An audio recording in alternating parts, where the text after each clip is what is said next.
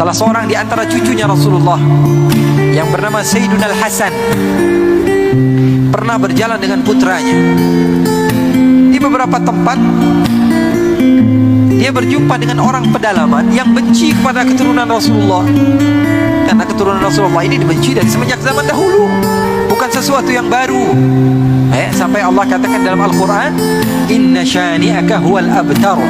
Sesungguhnya orang yang mengatakan kamu tidak memiliki keturunan, wahai Muhammad, dialah yang tidak memiliki keturunan. Padahal ada di dalam Al-Quran. Loh, memangnya keturunan Nabi masih ada? Ada saja yang bertanya seperti itu. Kalau di dalam Musnad Al-Imam Ahmad bin Hanbal, Nabi Muhammad bercerita bahwa Imam Mahdi nanti di akhir zaman akan diutus oleh Allah Subhanahu wa ta'ala sebagai penyelamat kepada umat. Kata Rasul, dan dia dari keturunan saya. Sekarang pakai akal. Kalau nanti di akhir zaman ada keturunan Nabi, terus nongolnya dari mana kalau sekarang gak ada keturunan Nabi?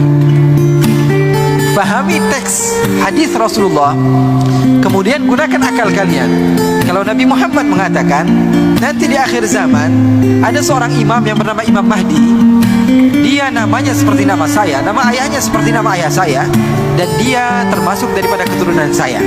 Kalau di dalam hadis dikatakan Imam Mahdi keturunan Nabi, munculnya dari mana kalau sekarang nggak ada keturunan Nabi? Apa tiba-tiba muncul begitu lahir? Paham atau tidak? Sayyidina Hasan suatu saat sedang berjalan-jalan, tiba-tiba ada beberapa orang yang datang dari luar kota Madinah mengejek Sayyidina Hasan, bilang, hei kamu ini orang zalim, hei kamu ini mengaku cucu Nabi tapi kamu tidak berakhlak, kamu ini adalah orang yang fahish, kamu ini adalah orang yang begini dan begitu, diejek. Anaknya udah marah, anaknya sudah kesel. Dibilang, ayah kok diejek gak marah-marah, bapak kok dibilang begini, dibilang begitu, kok kamu tidak marah biasa saja, bahkan wajah kamu tidak berubah sedikit pun. Apa kata Sayyidina Hasan? Beliau mengatakan, saya pengen jawab, tapi kakek moyang saya dari semenjak dahulu tidak mengajarkan saya cara untuk berkata-kata kotor, sehingga saya tidak tahu kata-kata kotor. Untuk mengatakan sesuatu yang kotor saya tidak tahu, karena saya tidak diajarkan oleh orang tua saya. Subhanallah. Nabi Isa alaihissalatu wassalam, satu kisah yang menarik, kalian pegang, kalian ajarkan kepada keluarga kalian, jangan kalian lupakan. Nabi Isa alaihissalatu wassalam pernah suatu saat sedang berjalan. Ketika beliau berjalan, tiba-tiba ada sebagian orang yang mengejek Nabi Isa. Dikatakan, wahai Isa, kamu ini penjahat, wahai Isa, kamu ini perusak dunia, wahai Isa, kamu ini adalah orang yang tidak benar. Nabi Isa tersenyum dan mengatakan apa? Jazakumullahu khaira, terima kasih banyak, semoga Allah membalas kamu. Diejek lagi, kamu pembohong, wahai Isa, kamu pendusta. Ingat kisah ini, ajarkan kepada keluarga kalian. Bagaimana Nabi Isa ketika diejek, Nabi Isa dikatakan, kamu pembohong, kamu pendusta, kamu adalah pemecah belah umat. Apa kata Nabi Isa?